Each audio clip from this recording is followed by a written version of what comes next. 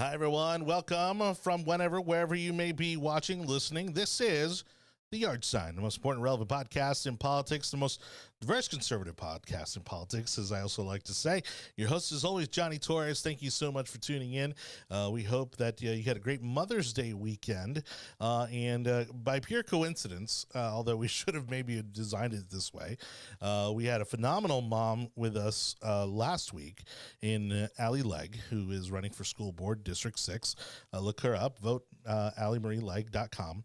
And then we have a great mom with us tonight as our special guest on the panel today. First time with the show, so we'll introduce her in a minute and talk about the amazing things that she's up to. And then, of course, she's going to give us her unique perspective on not only what's happening here locally as a continuation of last week's topics in regards to education and what's happening not only locally but nationally as well in our education system. But she'll also be joining us on today's topics. And so let's go ahead and jump into today's topics before we introduce the panel. We are going to start off with the fire-starting SCOTUS. It was looking like a pretty clear bloodbath for the midterms in favor of the Republicans in the upcoming midterm elections until someone decided to leak a memo from the Supreme Court. And that has absolutely fired up the left. It has given them something to get their voters rallied behind. We were actually, just before the show, we were watching a press conference by the New York Attorney General, who is, pressuring the state legislature to pass legislature in regards to preserving the abortion rights as they currently are in New York. And I'm sure there will be much more of that, both on the left and on the right, in cities and states across the country. So we'll talk about that little fire that we've got burning to kick off today's show.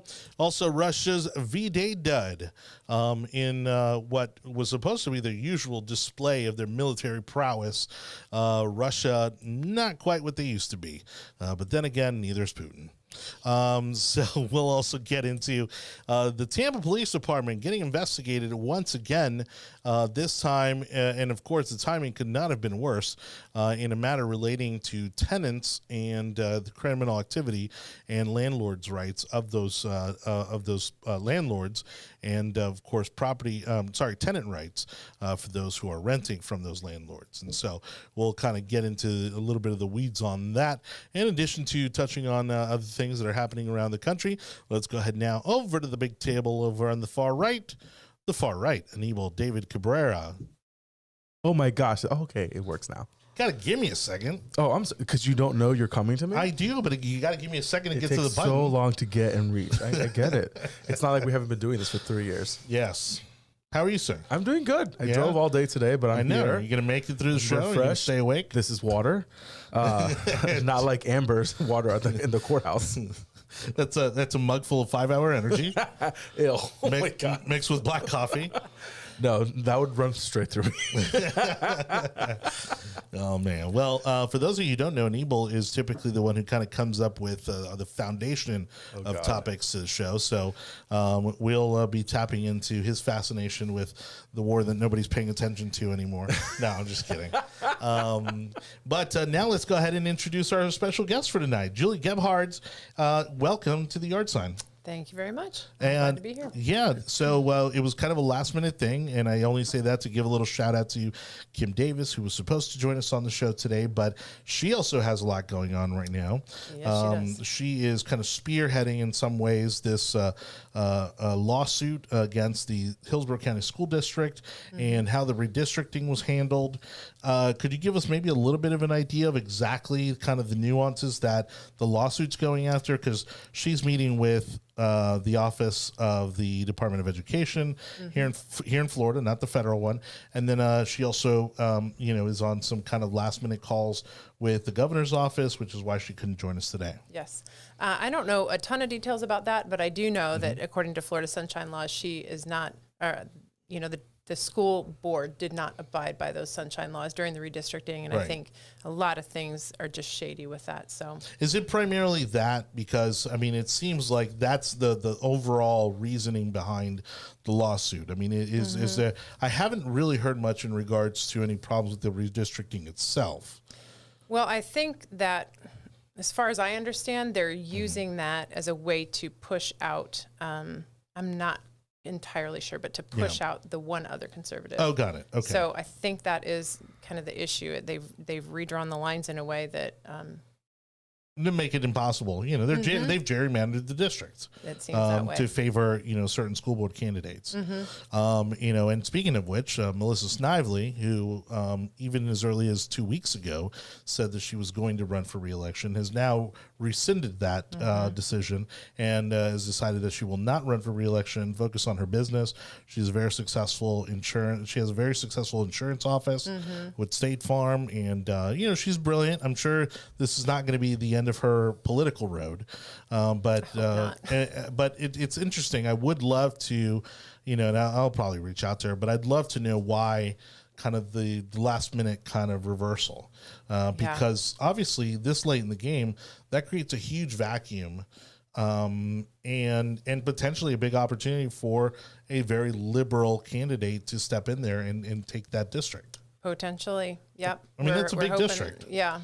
I mean, we were talking about it last week with Allie Legg, and I mean, we were looking at the map, and it goes all the way from Plant City all the way down to the county line, south of Sun City Center. Yep. And so kind of in the similar light, I heard you have a big day tomorrow. You're going to be speaking in front of the school board. Yes. And so give us a little kind of a preview, a little Cliff's Notes as to what you're going to be addressing in that talk tomorrow.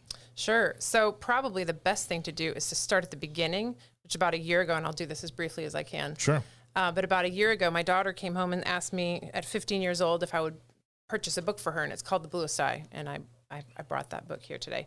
Anyway, I looked up a review on The Bluest Eye, and the content in this book is just outrageous. There are every form of sexual deviancy is in there. I mean, from bestiality to sodomy to incestuous rape of a little girl and a pedophile inside the mind of a pedophile, describing all the different things that he did. So with that, I brought this to the school board about a year ago, probably almost a year ago today, and started kind of a 12-month now, just passion, I guess, to uncover what's going on in our libraries across the school district. So we have discovered probably over 200 titles that we suspect, probably at least 50 to 75% of those we know have sexual content in them, but who has the time to read all of those? So we've been chipping away at this, and we're working on it. And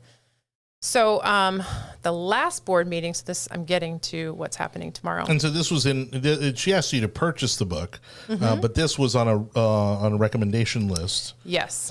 From the teacher, or was this the whole department that put this list out, or was it a state list? I believe that this was just her teacher, and there were 5 options. But my daughter came home and said, everyone in the class is reading this one. Can you just get this one? Kind of make it easier. Sure. And apparently if they're going to have discussions, which I would be horrified if that were the case, but she thought that would be the easiest thing since everyone else was reading it. So, and again, most often, the kids don't know. They just see 5 titles, and she had no idea. Right. I mean, she could have picked any of them. She could have picked any of them. Yep. And so is this, do you know if this is a book that's present in the school library? It is. Okay. Yeah. So in this whole process, I've discovered how to find the virtual library. And now I've been doing research, finding out where these books exist in all of the libraries and how many of them, and if they're in high schools or middle schools or elementary schools. So we have a list now that we've created in an Excel spreadsheet that has over 200 books on it. And in your opinion, what has been the cause of this? Has it been that basically these librarians are just kind of asleep at the wheel and they just kind of put in whatever books come into the school? I mean, I don't even know. Do people donate books? I'm guessing the school purchases a certain number of books. And so what have you learned in terms of the process that brings these books into the school, or even how they end up on a teacher's list? Yeah, so that is a complicated question because it doesn't seem like there is a great answer. I think I initially thought maybe the librarians don't really know, and maybe they're just, okaying these books because someone else okayed them already. But I think what I'm growing to understand, and there was actually a John Stossel report on this, I think he said 90% of librarians lean left. Right. And I guess I didn't realize that, and I was assuming the best, like maybe they just don't know, so I'm going to let them all know. Sure. But what I've been met with is resistance. No one's saying, "Oh, so they're wow." getting defensive. They're getting over these defensive. titles. Yep. And I couldn't even read the content here. I imagine I would be shut down. I'm not even kidding. Yeah. You would not believe if I showed you. You would Well, probably YouTube's be like, so liberal, yeah, right. they'd probably be okay with it. I mean, I don't know. not to put you under the gun that way, but now you mentioned that originally this came about because the book was on a teacher's list. Was this list approved, by the department head, by the school district? What kind of how far up does this get approval, or if any? Yes. So I didn't know what to do, and I neglected to actually go directly to the school. I thought, this is so big, I need to get a bigger platform. Sure. And I need to tell the school board right away, because in my mind, I thought this is so urgent, and they're going to have to acknowledge. I mean, I read a portion of this that is just despicable. I thought, and they did come right out of the board meeting, followed me out. The superintendent sent Mrs. Bays to come and chase me down. She was the chief of schools at the time. Okay. And she was very kind, and she said, "I'm so sorry. I don't know how this happened," and assured me that this would be taken care of immediately. So I think she felt the same thing I felt when I read this. And at the school board meeting, you read an excerpt of the book? I sure did. Yeah. It was horrifying. I've never read anything out loud like that. I don't even know they've ever read anything like that. Right. At that point. So How was the reaction of you reading it out loud to the school board? I did get a from the chair at the time, was like, "Oh, be careful, there's kids in the room," which Point is only made. a little bit ironic. I find it so fascinating, the fact that this is still a topic that we cannot find a line where it's like something is appropriate, something is not appropriate. Like I don't remember any of these kind of ridiculous books being in our suggested reading list during the summer. And I think some of the topics that were discussed never went into full detail. I don't think, like, what grade is your daughter in when the book? So she was a sophomore. She was 15 years old. 15 years old, having a discussion about bestiality, like that's insane. Yeah. Well, and so this, and the reason I was kind of getting into some of the nuances is because obviously this as a general topic in terms of not only what is being suggested to our kids in terms of reading material, but also what is present in our schools in regards to reading material has become a national topic of conversation. Right. And I know, again, obviously there's kind of the library topic is almost completely separate from the assigned reading, because again, those are kind of two different worlds. But like you said, I mean, whereas the appropriate response was the one you initially got at the school board meeting, which is, sorry this happened, let us look into it, let us try to remedy this. But what we're also seeing, though, is pushback from, activists on the left. And like you said, even people within the schools and the school system, even some librarians, in fact, who feel that this type of material is okay to have in the school. And so what have you kind of unlocked, or have now become aware of that initially, it was kind of, it wasn't something you expected to come across in this process? I think I wasn't prepared for the multitude of books. I think I was like, okay, well, this one got in. Let's just make sure there's no more. And I can't even tell you. As soon as I start researching more, I've watched several other school board meetings, and I decide, okay, I'm going to look that book up and see if it's in our schools. Yes, it is. I mean, every single school board meeting I've seen across the country, 95% of those are in our libraries. And you would think that there would be a differential between a public library that is out in the public, general public, and then libraries that are connected to schools, that it's not open to the public. You cannot just walk onto campus, and that list of books would not be the same on both sides. Because again, and even we have libraries in smaller schools and elementary schools and middle schools, that who is monitoring those lists of books that are coming through there? And like, I would probably deem to say that the librarian should be the one that can say which books are in there. That's her job. That's their job, to be responsible of what books are in the library. But there has to be some guidance somewhere. So I have found, I have the paperwork that shows how they determine which books are admissible. But in that paperwork, it says nothing about which books are inadmissible based on content. I mean, there's a rating just on movies. So how can we not have that kind of same rating system in talked books? about that. And there must be some form of rating system when it comes to books. Yeah. No. Currently, the answer is no, there is none. We've talked about that, and I know Stacey Hahn was interested in doing something like that. Quite honestly, I mean, these books go way beyond R-rated. They go all the way. I mean, they would certainly be X-rated in their narrative descriptions of what's happening. And again, these kids they have the world at their fingertips. So any form of ability to not shield or shelter, but to give them a safe location to be able to literally explore through the library and not have the fear of finding something that is probably very inappropriate for that age subset of children. It's very weird that we don't have that yet. And I'm surprised, and kudos to you for picking up the torch and honestly picking up the cross and fighting the good fight. Thank you. I appreciate that. Yeah. So what was the teacher's reaction in this situation? Because again, the list came from the teacher.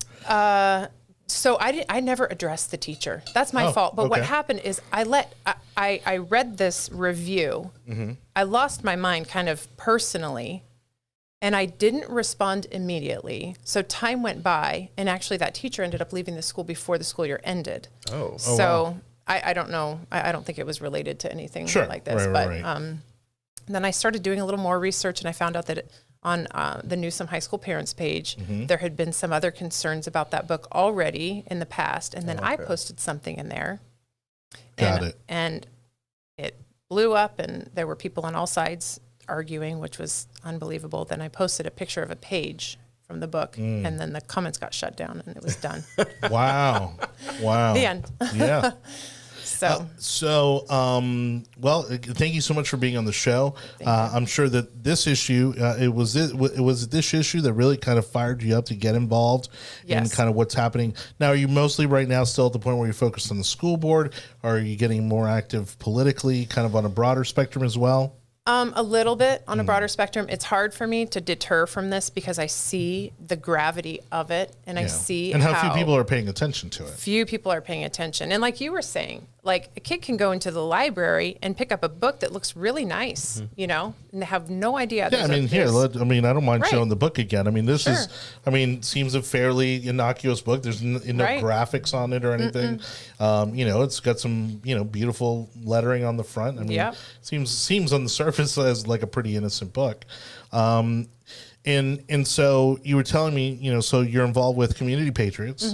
And I say that they're a sponsor of the show, and thanks to Community Patriots, Kim Davis, Jeff Hawks. If for those of you who want to get involved, Community Patriots, also a great way to start. You can go to community-patriots.com. You were also telling me about a couple other groups that you've gotten involved in. Yes, so I've connected with Moms for Liberty as well. They are fantastic, and they are really making a loud noise, and a lot of people are paying attention now that parents are getting involved. And what is their focus? They're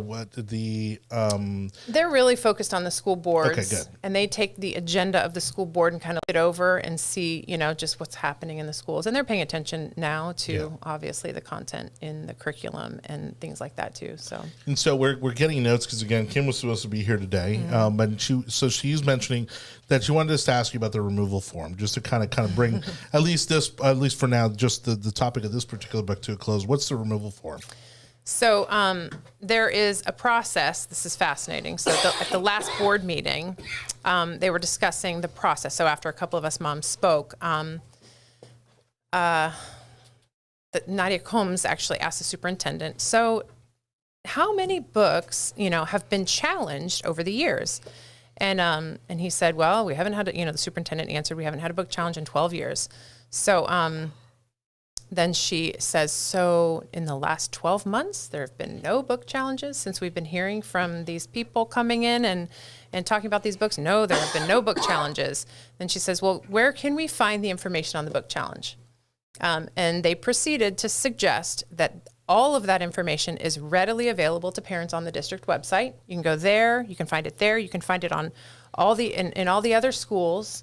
Assuming they meant websites, because they're talking about the district website. And I went back to my house and I looked up exactly word for word what he described, and there is no form about challenging media. Shocking. Wow. No form, no instructions. I went to all my local school websites, nothing there either that discusses this challenge process and the book removal process. So I emailed. I said, I don't see any of this anywhere. And I got a response saying, Mrs. DeFusco will be putting that up on the school board website.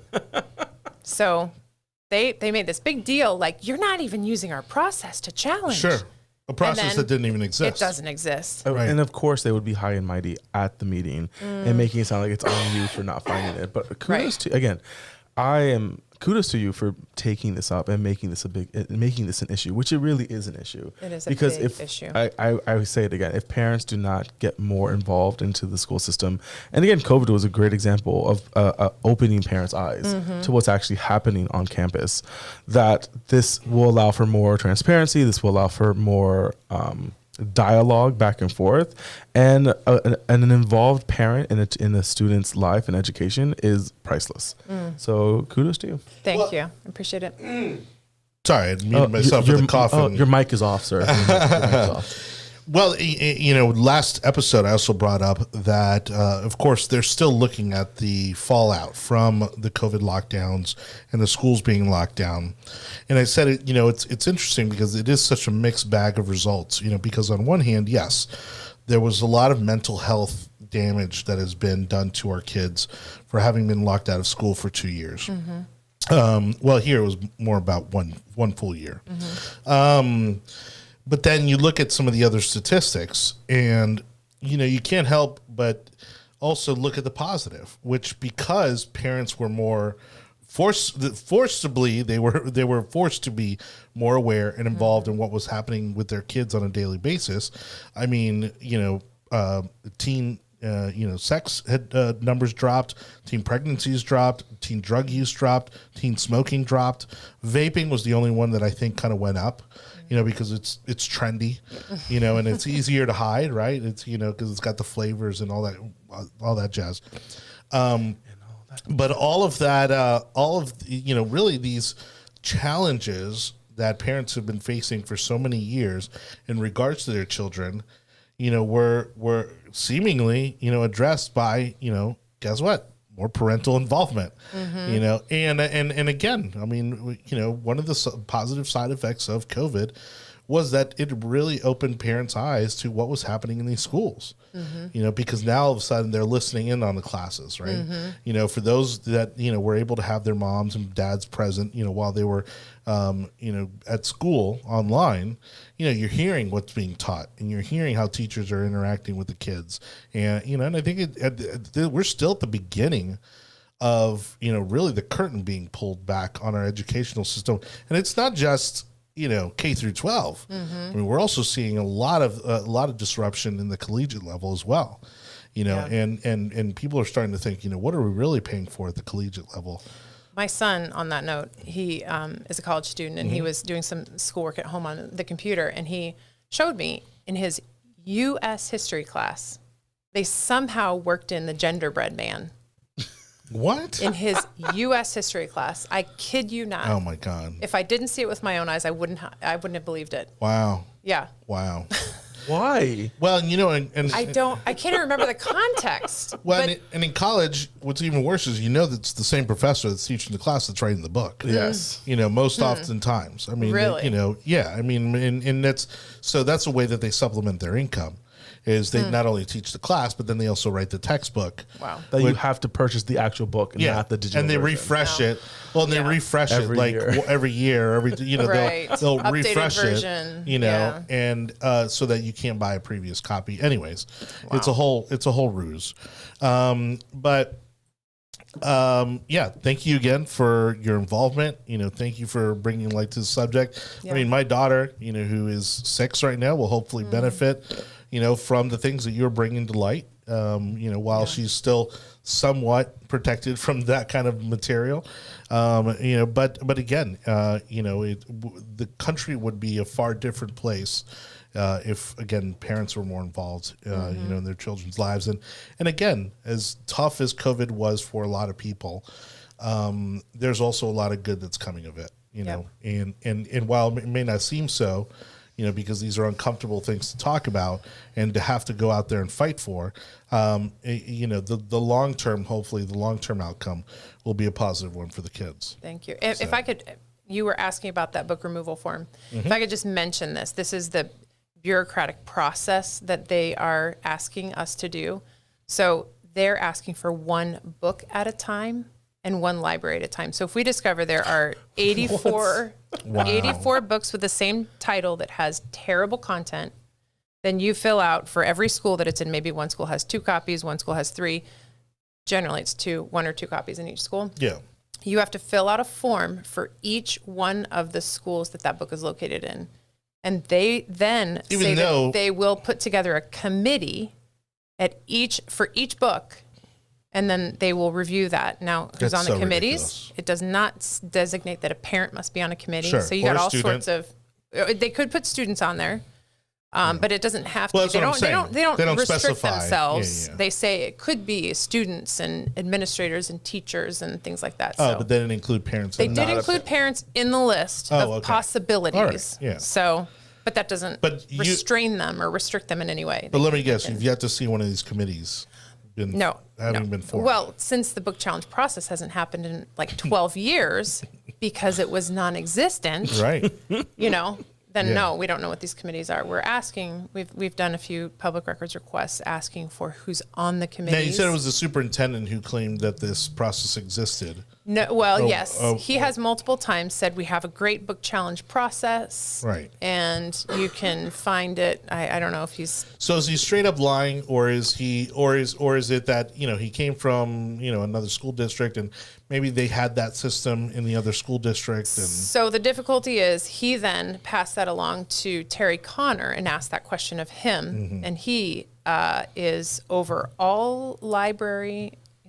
Deputy superintendent of maybe libraries. Okay. And he's the one who confirmed that you could find the process on the district website and in the schools. Where it did not exist. Such liars. Wow. So I don't know. Did he not know, or did he know and he said, he probably assumed that there was a process. And because saying that it's been 12, 13 years, that's a very particular number. Well, so for him to know that, then you would have to realize that he would know whether or not there was a process in place for it. So because it's not. I get what they did, but this also means that they lied because he either didn't know or was ignorant of the fact. And either way, it looks bad on them. Instead of, you know what, I am not comfortable because I do not know that answer and I will get back to you. How difficult is that just to say, I'll get back to you? But I'm not on screen, so it doesn't matter. All right, let's get into tonight's topic. Again, Julie, thank you so much for joining us. Again, I'm sure we'll be touching on more about your experience and kind of what you're working on as the night progresses. But we'll go again. We want to thank everybody for watching the Yard Sign. And Julie Gebhards is our special guest tonight, Anibal David Cabrera.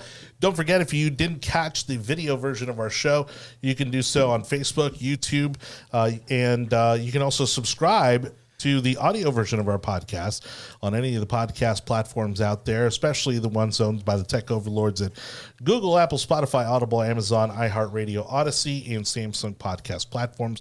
Very easy to subscribe. Please like it, share it, subscribe to it. We really appreciate you. The audio version of our podcast put us into the top 150 podcasts in the country. Thanks to you guys. So let's continue to grow that number. We'll move into our first topic here with the fire starting SCOTUS.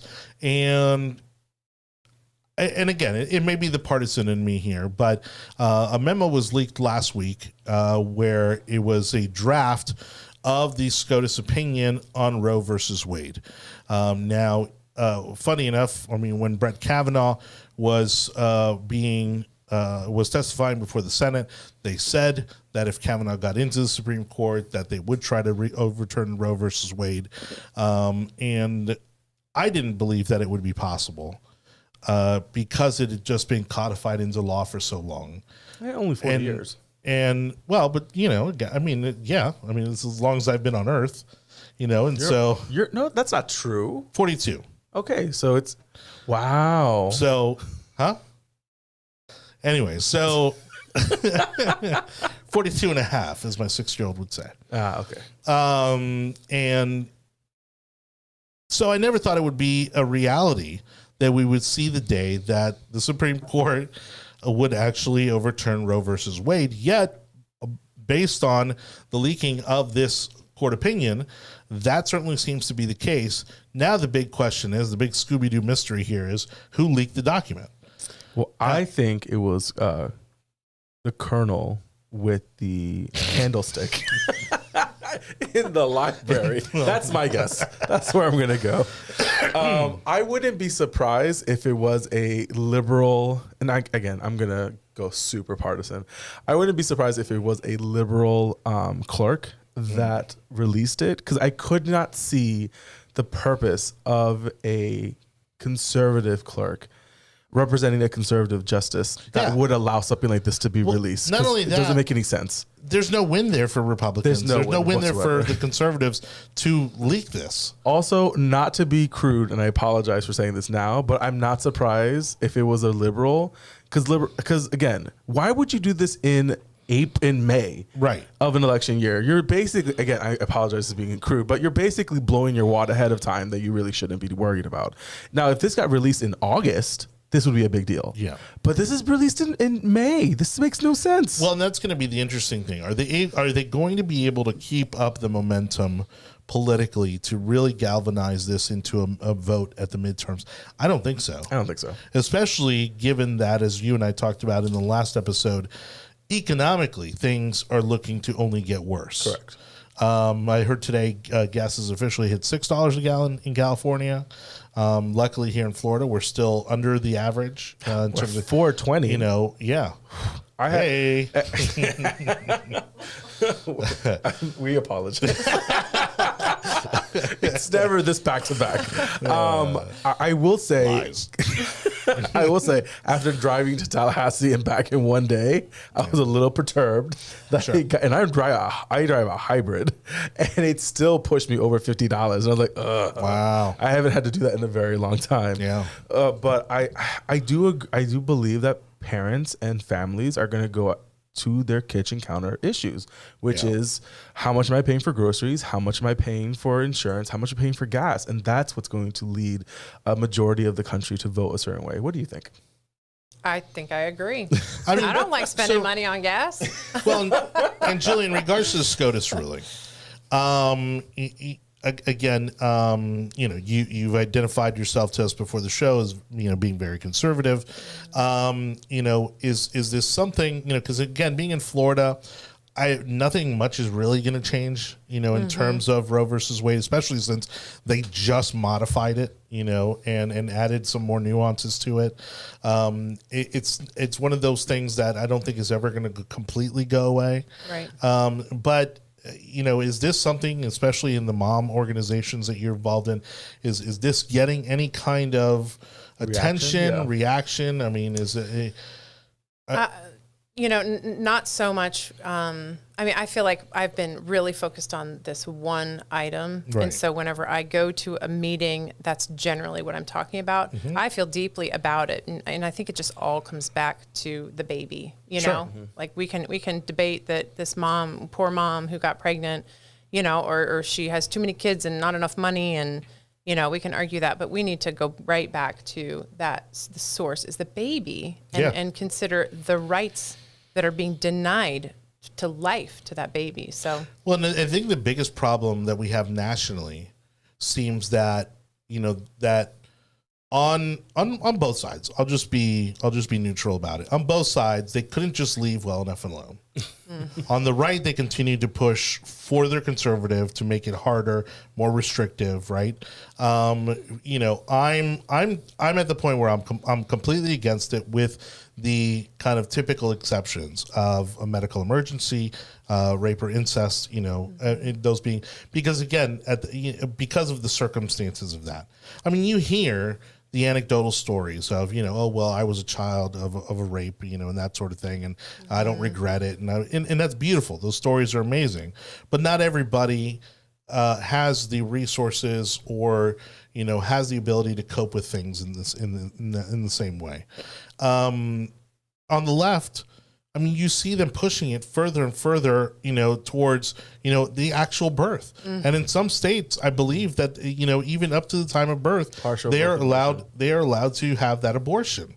And again, it's like, that's where, again, I think even the most average moral individual, draws the line. Especially given that we're in 2022, where, again, if you have a multi-billion-dollar organization like Planned Parenthood, where are all the resources to actually support that decision? If it's Planned Parenthood, right, they should support the decision no matter what it is. And where are the resources to help them if they choose to keep the child? Yeah. And among all the millions of dollars that they collect, not only publicly, but also privately, to support their cause. Mm-hmm. And obviously there's the foundation of the organization, which they always, try. They only bring it up when it's convenient. But as soon as anybody starts to dig beneath the surface of that and say, well, here's the foundation of your organization, and right. You get into Margaret Sanger and eugenics and all this, where all of a sudden they're like, no. Well, that's not how it is anymore. Yeah. And it's like, the numbers don't lie. Look at the statistics. Where it was the definition of systematic racism, and it still is, and it's still. I really do believe it still is. Like, the number of clinics that are in certain locations is predominantly in lower income African and Brown American families, and I think it's absolutely disgusting what's happening. I don't think that the Supreme Court would overthrow without having something to replace it, because then that just causes chaos. Because again, the purpose of the Supreme Court is to kick it down to the states. The states are all going to make their own decisions, which they kind of already have, and then they're going to kick it back up to the Supreme Court. So really, you're just kicking it down the road for about a year or two before there really is a decision made. And again, I don't think anyone... But it's going to be a very different decision. We're not going to see another Roe versus Wade, where the Supreme Court's going to kind of decide what is right and what is wrong. Well, what they're going to decide, and this is where I wanted to take the conversation anyways, which is, this is becoming a states' rights issue. And each state is going to decide. And again, this is all playing out right into the hands of COVID and everything else like it. People are going to start making decisions to where they live based on their values.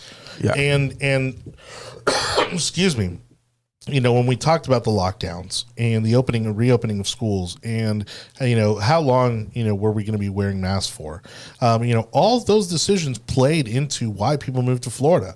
Ben Shapiro famously said the reason that he moved from California to Florida was because you could go outside and riot, but he couldn't take his kids out to the playground. Joe Rogan moved to Texas because of that same reason. Sure. Like, he just did not feel comfortable being in a state that was allowing for such issues to occur. And the problem is now Americans and in this job market have the feasibility to move wherever they want, to be able to work, because a majority of it is online now. And so you have this influx, and we're feeling it now just in our prices and our home prices, that is just absolutely ridiculous for people to come to this state. And I'm glad to see that it's not, the governor talks about it all the time, that he is monitoring the registrations of people when they register to vote in the state, because they do it when they get their license. And he's like, I'm not seeing a difference. I'm not seeing a big difference at all. So it's comforting to see that we are getting more conservatives from around the state, like around the country, but that also means that those states are getting more bluer. So this is what we're seeing now. Some states like New York and Georgia are going way to the left when it comes to this, and you have more Republican conservative states going more to the right of it. And none of this should be an issue, but because someone thought it would be beneficial to their side to leak this, and it just caused a culture war that we all kind of thought not was over, but like it was kind of starting to die down a little bit. No one was saying that you couldn't have an abortion, but then you can't have but every state could make the decision when they wanted it. And as a nation, you couldn't have federal funds involved in that sort of clinic. That was the caveat during the Obama administration. That was a gift that you could not. I think even during the Clinton, I think that came out during the Clinton administration. Someone check me on that one. That you could not use federal funding for abortion clinics. Julie, given that and I don't mean this in a negative at all. I'm excited. I'm always excited, honestly, even regardless of what side of the aisle you're on, to see new people engaging, especially in politics at the local level. Okay. Because the majority of people are completely blind to what's happening at the local level.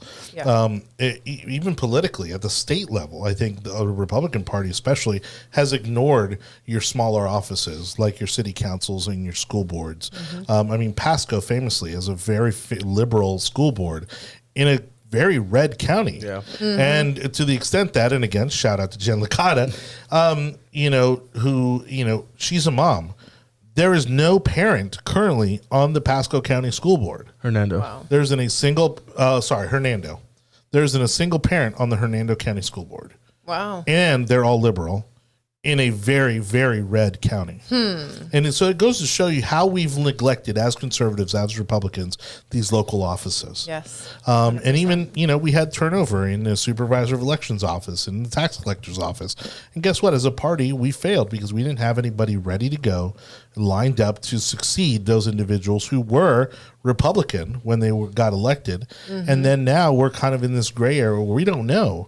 Mm-hmm. Because those are not technically nonpartisan offices.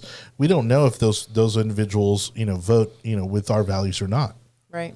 So, in COVID really kind of being somewhat of the catalyst, as to kind of, and I'm not saying that was necessarily the catalyst in your case, but in many parents' cases, to being more aware of what's happening in schools and realizing what their kids are being taught. Is this kind of opening your eyes, now again, as we're seeing even with this issue, to what's really kind of going on deeper in politically? Yes, I will say a year ago, I would have had no idea how to interpret what was happening and what I saw happening, through the content of these really nasty sexually explicit books. I wouldn't have I could not figure out. So, why this was happening, where it was coming from, and who was behind it. And so I started asking all of those questions, like, what is going on? My world was starting to just close in this darkness, because I thought, okay, so one or two could have slipped in, but there's hundreds. How did that happen? Right. Someone's doing it on purpose. Yeah. And who is it? And I want to know that. And so I've been digging and slowly kind of uncovering kind of this agenda that's behind all of this. And, call me a conspiracy theorist, but there is an agenda. There's a dark agenda behind this. And I think in part it's to divide, I think it's to create revolutionaries of our children. So, now, you're originally from Florida? No, I'm originally from California. Okay, yeah. So you understand that, and has that been a shock to you, the difference in how local politics affect you?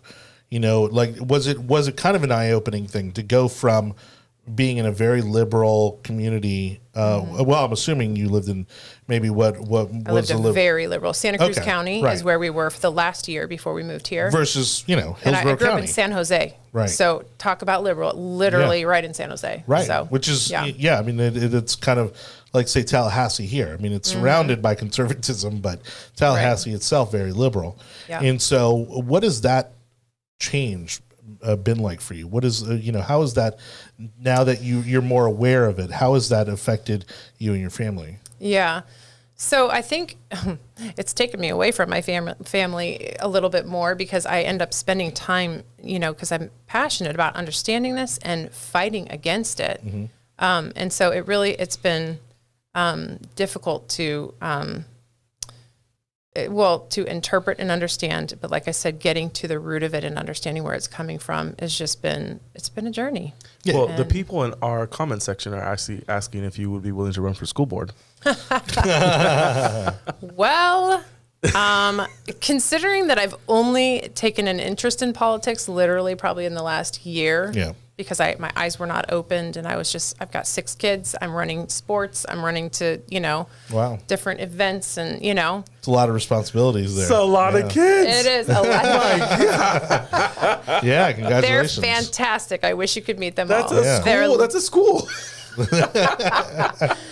Yes, yes. Yeah. But, yeah. Well, thank you again, for and you're right. I think you're doing it the right way. You're kind of learning the process. You're kind of learning the lay of the land, and hopefully you'll stay motivated to possibly, take on more of a leadership role in terms of what's happening. Because again, while I have teachers in my family,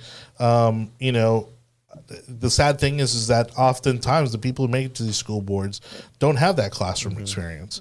Now, that being said, just because they have classroom experience doesn't mean they share your values, in terms of what they bring to the table as well. And so, again, you have so much at stake with 6 children, in our school system. I mean, it's, how do you not, pay attention and stay involved? Yeah. Want to thank everybody listening in Clubhouse. Don't forget, you can catch the live audio version of our show on Clubhouse as well. Search for yours truly, Jonny Torres. You can follow me there. Or you can also search for the Yard Sign. These shows are available for replay. We got our buddy Hector hanging out. We'll bring him in just a little bit. But let's move on to our next topic, which is Russia's V-Day Dud.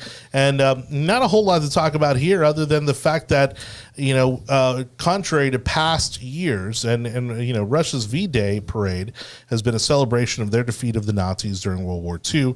Of course, there was a much bigger microscope under this year's V-Day, given the current state of things between them and Ukraine. And Anibal, you kind of wanted to bring this to light because it was such a dud per se. Apparently the Air Force display didn't happen. There was supposed to be a number of items, that typically fall, into this parade in this kind of show of force that didn't come to fruition this time around. No, you're correct. By all estimates, today's speech was supposed to be a declaration of war for Ukraine, which would allow Putin to call in reserves and allow for a larger number of individuals to get involved into the military, to get involved into the campaign in Ukraine. The Air Force dedications for the parade, because this happens in multiple cities throughout Russia, were completely gone. About 32% of the normal infantry and military equipment was not shown. It was a lot more toned down, and I think it's because they've not achieved their desired outcome when it comes to the current.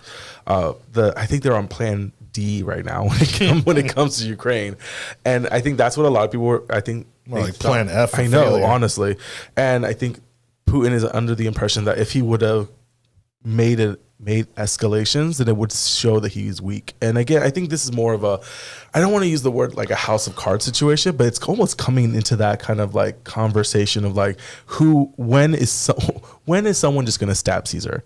So like, sure. And that's what people are talking about right now. I'm thinking of like the Mean Girls part because this was supposed to be the pinnacle. This was supposed to be the pinnacle of Putin's reign, of his, of his leadership. Yeah, he wants to become like, I'm forgetting the Castro? name. No, but he's trying to fortify Russia, which Russia has been invaded. I said Stalin? No, not really. Catherine the Great, actually. The last time Russia pushed itself far enough beyond its borders is when during Catherine the Great's expansion, where they were able to lock out the 9 different channels to like invade Russia, which has happened 50 times in its history. So it's used to it. But now, but in this century, given again, the fact that we all communicate in real time, I think that would be nearly impossible for there ever to be such an occurrence ever again. I mean, back then it used to take weeks before anybody found out what had happened. By then it was too late. But what they'd already Russia invaded Georgia, and no one knew about it, and that was 15 years ago. So like, it's not like no one knows. We still didn't have social media back then. 15 years ago. Yep. No, we had Facebook. Just started, but it was nowhere near correct, and we didn't have Twitter, the powerhouse of a platform. The point is this: there's the reason why I feel that it's a necessity for us to be doing what we're doing, supporting the Ukrainians and pushing back and everything else, is because you cannot allow might to be right ever again. That's what brought us into World War II. That's what brought us into World War I. Yeah, but wouldn't that bring us into World War III? I mean, there was obviously the other leak, basically to a Ukrainian media outlet saying that the United States was taking credit for the termination of some of these Russian generals. 12 Russian generals. Which would cross the line and directly involve us, in this war, which the American people don't want. I agree that the American people do not want us to get into another war, but I would also counter to the point to where I would rather be fighting the Russians in Ukraine than fighting the Russians in NATO fighting the Russians. Because if NATO gets involved, then the U.S. has to get involved. There's no way. Yes, the public can be upset and don't want us, but that's a treaty that we have to get involved if something like that occurs. And I get it where the American people don't want that to happen, but again, I would rather be fighting Russians through Ukraine than through anything else. This has happened in the past. It's happened in Vietnam. It's happened in North Korea. Right. This even happened in Afghanistan. We were picking off generals in Afghanistan when they were in control, and then they were doing the same thing to us when we were in control. Yeah. So this is not something that hasn't happened in the past, and it's not like it won't happen in the future. Yeah, the problem is how does Putin take it? Rich, right now, he's completely unpredictable. And if he takes it as a sign of aggression, which obviously, why wouldn't he? I mean, we had American legislators, we had American congressmen saying that we should go and retaliate when they had the supposed bounty on American soldiers. Which was a lie. Right. We had congressmen calling for war in that situation. Correct. So what's to prevent, the Russians from doing the same thing? Well, in regards to attacking... Well, these generals that were allegedly taken out by the American military. Also, remember, the reason why a lot of these generals are getting taken out is because they're making phone calls on their cell phones using Ukrainian cell phone towers, and they're being pinpointed out. The stupidity of how we're in this whole thing is absolutely ridiculous. Yeah, however, Ukraine told us, if we're given the credit, that basically puts us involved. That makes us involved in this war. I understand what you're saying, but it does not escalate us to a point to where Russia will be attacking NATO. But that's based on our opinion. And the question is that does Putin see it as a sign of aggression? My internal opinion, and this is from receiving intelligence from other people that are actually on the ground there right now, is that this was always the desire of Vladimir Putin, was if Kiev would have fallen within the first 3 days, which is what the plan was, which is why they didn't have gas or food or anything else to go with the caravan that went in, that right now Russia would probably be in Poland and probably in somewhere else hitting NATO countries. Yeah. Because again, with the demise of the demographics, the demise of the economy in Russia, this is their last hurrah. Sure. This is the last 300,000-400,000 guys and girls in their military, because they don't have millennials coming up. They don't have Gen Zers. Their population is diminishing rapidly. And so you either do this now or you never do it again. Yeah, it could be the end of Russia as we know it. It will be. Russia will not be the same within 5 years. Yeah. There's no, unless he drops if he drops something in Ukraine, no country will ever do business with him. And he's already losing support with with Indians and Chinese. Mm-hmm. So like, there is no axis of evil in this situation to create a World War III. Right. There's no axis whatsoever. So really, we're just fighting amongst Russians. But again, I would rather fight the Russians through the Ukrainian than through a NATO country. Well, and honestly, I think, at least from a strategic standpoint, I think the worst thing that Putin could have done was to kind of really water down this show of force, because it's only validating I think, and reinforcing the opinion that, they don't have what it takes to follow through with everything they thought that they were going to accomplish. No, and now with every dignitary entering Kyiv and entering Ukraine to show solidarity. I mean, you had Jill Biden, which again, I don't understand why she was even there. Why Jill Biden is in Ukraine. I would assume like the vice president should have done it, but then to assume Kamala Harris finding a border that's not connected to Mexico. She'd figure some way to screw it up. Yeah, which she did. Yeah. But again, U2 had a concert in the subway. Justin Trudeau was there, the pretty boy of Canada. Yeah, right. I mean, it's getting pretty interesting to see who's attending. And again, I think we're about to agree on like $22 billion. Prime Minister Blackface. Some days. We've lost Julie completely. I was actually looking up why Jill Biden went to Ukraine. What does it say? It literally said, somewhere I just saw this she went there for Mother's Day. Oh, of course. What? Of course she did. She made an announced visit. Oh, okay, hold on. A surprise Mother's Day meeting with First Lady Olena Zelenska. There you go. See, I know what's going on in the world. I think we're in a Nancy Reagan situation where it's really she is the president of the United States, and Joe Biden is looking for pudding. Well, did you see the fear? Ice cream. Did you see the fear in her eyes when she was reading on Easter Sunday to the kids in the White House lawn, and Joe Biden asked to read part of the book? Oh my God. I mean, how is that not a meme? And he even said, he goes, they don't want me to read any of this. And so they let him read like 2 pages, big fonts, Dr. Seuss. Yeah, exactly. I mean, Dr. Seuss. But if you, that's banned. That's banned. That is a banned book. That was banned. Oh, so there is a process. That's right. Okay. Dr. Seuss is racist now. That's right. With all Where's the paperwork green, with blue, that? yellow characters. I didn't file that paperwork.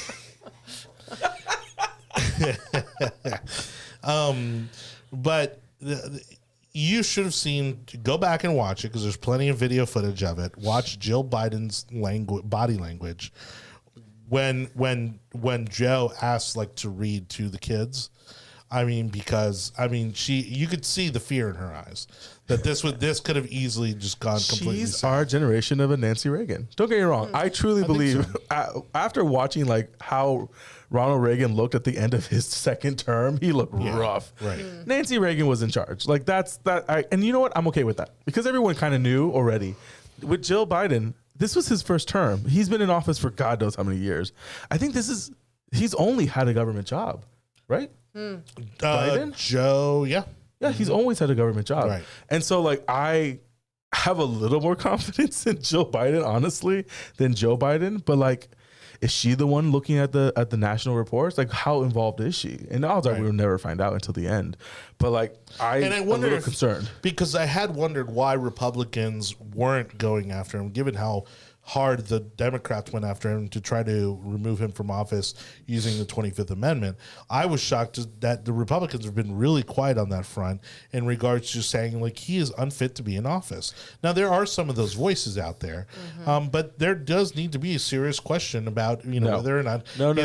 But again, Jill, what I'm saying is, Jill, do you want Kamala Harris as president or do you want Jill Biden as president? To that point, I think they're saying, hey, look, we let Ronald finish out his term, let Joe finish out his term, and honestly, I wouldn't be surprised if they didn't let him run for re-election. Oh, yeah. Weekend at Bernie Part 2, I would love to see that. My God. All right, everybody, thank you so much for watching The Yard Sign, the most important relevant podcast in politics. Julie Gebhards joining us, and Anibal David Cabrera as always. And we want to remind you that you can catch the audio version of our podcast on your favorite podcast platform. I promise you, all you got to do is go and search The Yard Sign, and we'll be right there, especially the big ones, Apple, Spotify, iHeartRadio even, which is amazing. And so you could literally listen to The Yard Sign anywhere in the world. We'll get into the Tampa Police Department being investigated again in just a second, but let's see if he's ready. I know he's always ready because it's Hector. Hector, are you there? Yeah, you hear me? All right. Hey. Sorry. Hey, how's it going, guys? Our producer's ears have been blown. Sorry about that. All right. You guys hear me? Yeah, no, you sound great. Go ahead. All right. Yeah, so about the Ukraine, don't forget also, too, though, that it looks like the Finns and the Swedes are going to join NATO, and Russia's been rattling the sabers a lot, especially about Finland joining NATO. So, as Jonny says, I have to agree with him. Vladimir Putin is a very unpredictable human being, and I think.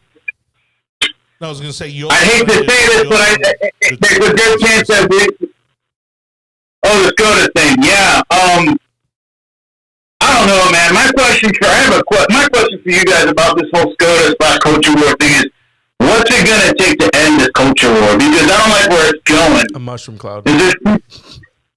In Ukraine. A mushroom cloud in Ukraine is how this is going to end. Americans are so fickle and they're so inward looking that they don't care what's happening around the rest of the world. They only care about what's happening next door to them, to their neighbor. Yeah. And if Americans can fight with each other, then they're going to fight with each other, and they're going to riot, and they're going to complain and everything else. And we've seen that over and over again, that Americans just love to fight and argue. And I think that's what's going to happen now. And I bet you if the Supreme Court does come down with a decision, it's going to be a decision that pisses everyone off, which is exactly what the Supreme Court should do. It should rule in a certain way that pisses everyone off, that no one's happy. That happened in Texas when they did it, and that happened again in Pennsylvania in the 90s when they did it again in regards to Roe vs. Wade. So I would not be surprised if they rule and the opinion pieces that they finally come down to piss everyone off. Okay, but then I'll put this hypothetical scenario to you now, given that there's been a leak of the overall opinion, because the thought is, whether it's on the left or on the right, that they were looking to, well, actually, this is mostly coming from the left, that if the left was behind this, it was to try to persuade or pressure some of the justices to change their vote on the ruling. Do you think this changes anyone's position on this, or does it proceed as drafted? Maybe Thomas, no. Kavanaugh, no. No. Barrett, no. No. I don't even know Alito, obviously not, because he wrote the opinion. So that's 4. And then the girl. I don't know. The new justice. I don't know her name yet. Ketanji Brown? No? Not No, Ketanji Brown's going to vote in favor of Roe v. Wade. Well, that's what I'm saying. No, I mean, the last one for that was Barrett. Trump. That was Barry? Okay. Barrett, Amy Coney Barrett. So yeah. If anything, this pisses off the Supreme Court justices even more. They're probably even more upset that this actually happened. This would have never happened during Anthony or during RBG. Yeah. So it would never have happened under their tenure. So again, if it was a conservative, it's to get it out of the way now.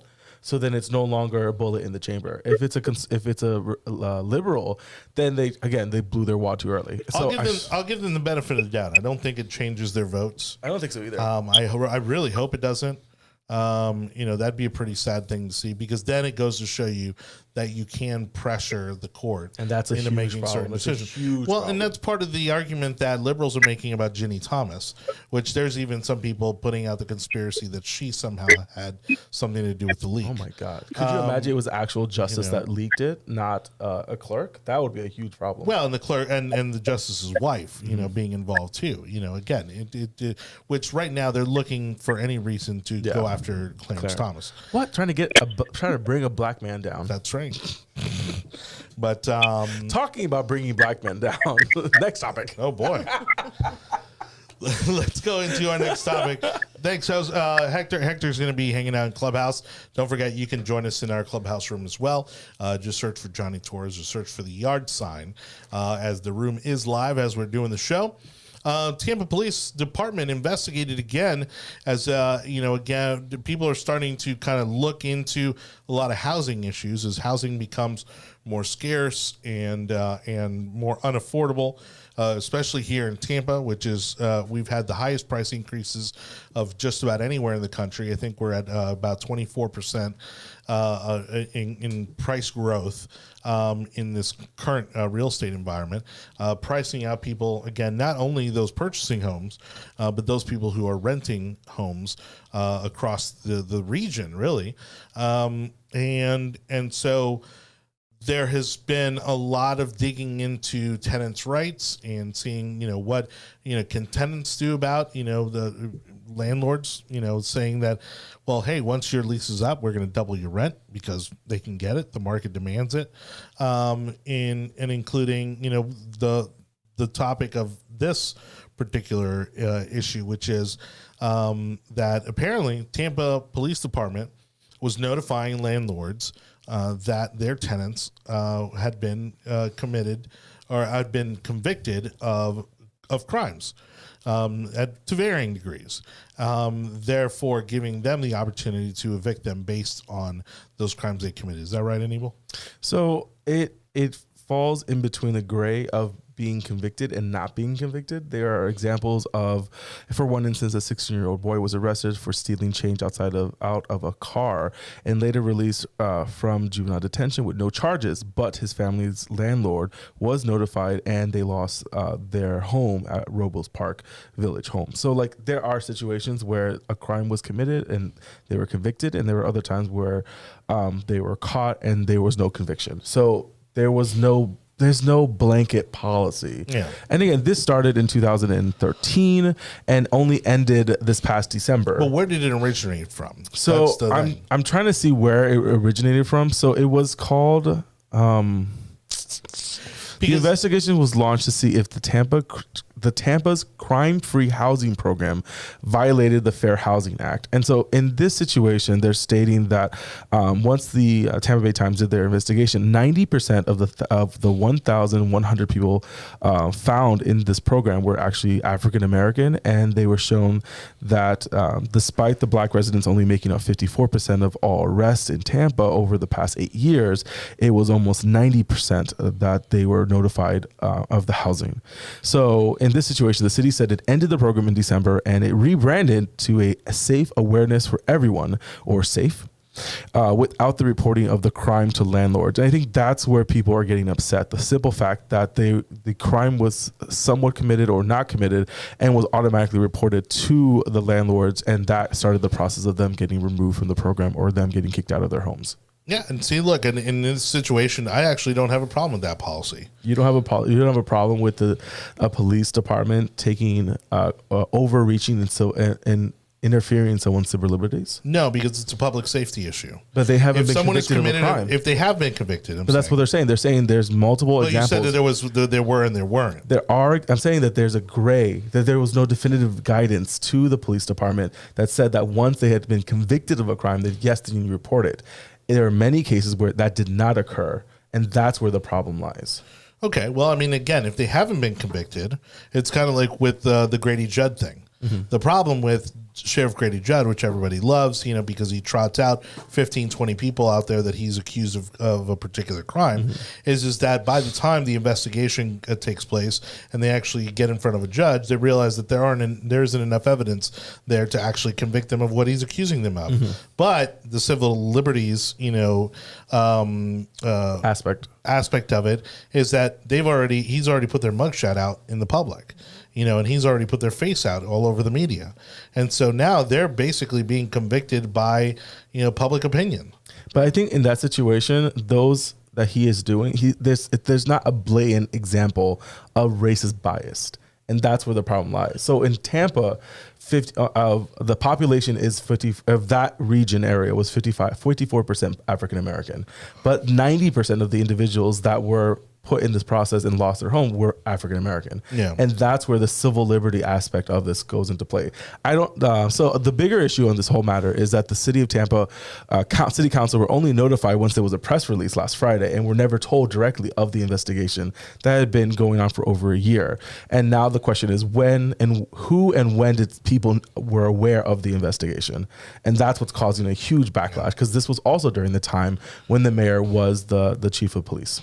I mean, because my opinion is that once you've been convicted, all bets are off. You shouldn't get money for public housing. I agree. And it should be. But should the entire family should the entire family get kicked out? It depends on which member of the family it is. So if they're the ones on the lease, that's where the question lies. But then also, let's say in this case of the minor, if the minor had been convicted of theft, even though he's a minor, and that's probably why he didn't get convicted, because he was probably a first time offense. And he's not on the lease. Do I want that kid living next to me? Yeah, but you don't have that right to make that decision. Of course I do. No, you don't. You can move. Yeah, but it's not. But if I go to the landlord and I say, look, this kid's been convicted of crimes, and this is the reason why people's cars are being broken into, that landlord should have every right to evict those people. I don't believe that the landlord has the right to kick someone out of housing when the individual has not been charged with a crime. No, that's why I'm saying if he had been convicted. But I don't believe that someone that's even if it's not the kid, even if it's not the kid's signature on the lease, he is living there. I don't know. You have to, and you have to look at it from the fact that it again, this is their investment. Whether it's a house, whether it's an apartment building, whether it's, townhomes, the truth is that if you're allowing criminals to live in your community, allegedly, in your building, then that's going to depreciate your investment, and that's going to make the community, that's going to put the community overall at risk. I don't have an issue with the fact that landlords are being notified. I don't like the idea that the police are doing the notificating, are the ones snitching on the individuals. I have a huge problem with that because it's taking an extra step when the police should not be involved in that situation between you and the landlord. The police should be involved with the person that committed the crime and the person that the crime was committed upon, not taking the extra step to then notify the landlord. Because now with the new program, they no longer reported the crime to the landlords. Right. So they themselves have taken that component out of the process. Not to say that they felt guilty or anything, but showing that there was a problem. The police are taking one additional step too far, and I think that does interfere with individual civil liberties. Well, and then to that note, I mean, as you said, I mean, they need to do their diligence and do the background checks. Yeah, if landlords want to continue to do background checks, which again, I have clients that own buildings and everything else, and they do background checks once a year when the leases get renewed and everything else. And if they want to make that decision, they can make that decision. But again, the simple fact is a large disproportion of those that were affected by this program were African American, and the research and the DOJ needs to do the investigation to determine if it was on purpose or not. I doubt it was on purpose. I truly feel the reason why is because the majority. Jesus, I'm going to say it out loud, that there's a large majority of people that do commit the crimes in Hillsborough County that happen to come from a particular community, and that is causing the situation at hand to seem like it was profiling. And again, the investigation from the DOJ will state if it was or was not. Yeah, well, and again, I mean, I think from a landlord's perspective, I think they have every right to evict them. I think you should not infringe on people's liberties. Well, yeah, again, I just believe in the Constitution. That's just a little thing. Before they're convicted, sure, because they haven't been convicted of anything. I just believe in the Constitution. I think we should live by it. I don't know. It's just my opinion. Okay, sure. Oh, my goodness. All right, thank you, everybody, for watching The Yard Sign. Julie over here is trying to stay out of our little bickering. I feel that there should be a camera just on the person in the middle and to see how cringeworthy it can get. Just see how uncomfortable we can make them. Because we were playing around with this before, and again, we didn't know how much you wanted to really interact with these particular topics of additional information. But like, do you believe in the Constitution? Am I taking sides here? No. Is there a side against the Constitution? Yeah. Jonathan, would you like to take that mantle? No.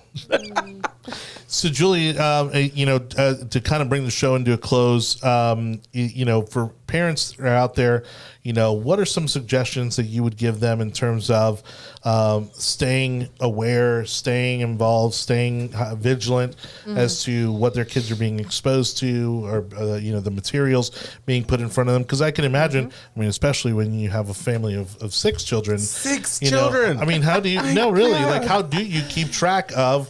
All that material. Let me take the time. There's a lot of spreadsheets, and I'm assuming there's some form of magnetic calendar somewhere with a dry eraser. There is a magnetic calendar all the time on the just all the sporting events. Just the wife and myself have a calendar, and it's already difficult enough to keep on track. And it's like, if it's not on the calendar, we're not doing it. Yes. And we both use it against each other. That's it. I could imagine a lot of Clorox wipes. Yes, we do have a lot of Clorox wipes. Let me think else. A lot of dryer sheets, a lot of detergent. Mm-hmm. You'd be surprised. I'm fascinated. Can you at least let her answer the question? No, I'm answering the question. It's fine. So how, again, especially with a family as large as yours, how, what are some recommendations for parents out there in terms of how to keep up with, the materials that their kids are being exposed to or being suggested to, take on? Because again, it seems like you kind of, again, thanks to your daughter, just kind of requesting that you purchase her a book, kind of fell upon this whole situation, and you uncovered a huge, Pandora's box, with it. How has it changed your behavior in terms of being vigilant about what your kids are doing in school? So first of all, because of what happened and because of my investigation and also a few other factors, we ended up pulling our kids from the public school system. Wow. So I'm a homeschool mom now. Oh, boy. We wear denim jumpers. Okay, so, but. I don't want to go any further into that conversation. No, honestly, it has been a great gift to our family. So that's a little plug for homeschooling, quite honestly. But I would say, and the reason I'm still in the fight, because I get a few people that know things are like, are your kids even in the school system anymore? And the reality is to try to discredit your fight. So the reality is this is a culture war, and our kids are at stake, regardless if my kids are in the public school system or not. They are going to be living with this generation of kids that are being indoctrinated. I'm saying the word. They are being indoctrinated with. Well, you have kids who will be having kids. Yes. Not hopefully in the near future, but in somewhat. I got a 22-year-old. Well, there you go. Yeah, that could be any day now. Honestly, I don't believe that. Oh, that's nice of you. All in elementary school, right? Yeah. No, and actually, he will likely be at the board meeting tomorrow. Oh, may also that's be great. That's good. Contributing. And then I have kind of an adopted son who's also part of the family. 7 kids? Okay, so no, not I didn't mean that, really adopted. So he is he's part of the family. He's the kid that's always at the house. He's He's always kid, there. yes. In fact, he moved here Yeah. from Illinois. Oh, He's wow. Like, get me out. We are Latin family people, so we know when it comes to They just show up for every meal. They just show up. That's right. No, he came at Christmas time, and he's like, I got some time off work, so I want to come hang out down here. So he stays, and he keeps calling his boss back in Chicago. Hey, do you have any work for me? No. So he just stayed. Yeah. Wow. He was there for, I think, 3 months. Oh my gosh. And now we moved here. So he's like, we got him. Yeah. We got him back for good. So That's happening so much. We were at an event at Armature Works last night, and I was talking to one individual who brought in like 4 people from DC, and they're like, we just couldn't deal with it anymore. We were flying down and driving down like once a month, and we were like, forget it, we're just gonna move, and they did. And I was like, this is insane how many people just are moving to Florida. And it's like, you guys just were able to move back into or get restaurants, and we're like, we've been free since summer of 2020. I have a friend in DC who went to his first kind of social, organizational meeting outside of his house for the first time in 3 years. Oh my gosh. 3 years. I can't imagine. To me, that's a prison sentence. Yeah. I just can't. No, that would drive me insane. Did you also get kicked out of your affordable housing? Yes. Thanks, COVID. And so, you mentioned, obviously, you're still kind of fighting that fight. You're now homeschooling your kids. And so, at least up until the point that, you pulled your kids out of the school, how were you kind of keeping track? Or once this kind of opened your eyes, you just immediately... I never suspected anything, especially moving to Florida. Yeah. So in California, yes, I expected it. When my daughter came home from school and said, Trump's a liar.